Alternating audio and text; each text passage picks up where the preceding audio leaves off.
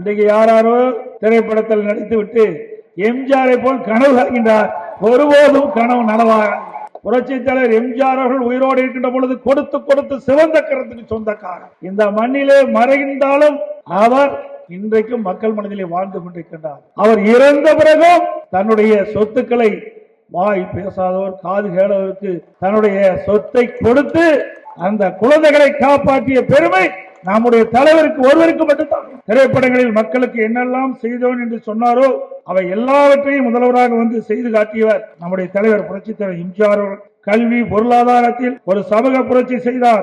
ஏழை எளியவர்கள், பொருளாதாரத்தில் பின்தங்கியவர்கள் உள்ளிட்ட அத்தனை தரப்பு மக்களையும் உயர்த்துவதற்கு 68% இடஒதுக்கீடை கொண்டு வந்தவர் நம்முடைய தலைவர் புரட்சி தலைவர் எம்ஜிஆர். தான் உழைத்து சம்பாதித்த சொத்துக்களை எல்லாம் அள்ளி அள்ளி கொடுத்து கலியுக வள்ளலாக வாழ்ந்து காட்டியவர். அதனாலே ஒவ்வொரு குடும்பத்தினரும் இன்றைக்கு மனதிலே உள்ளத்திலே சாமியாக அவரை வைத்து பூஜித்துக் கொண்டிருக்கின்றோம். ஒவ்வொரு குடும்பத்திலும் ஒருவர் அவரது பக்தராக, ரசிகராக இன்றைக்கும் இருந்து கொண்டிருக்கிறார்கள்.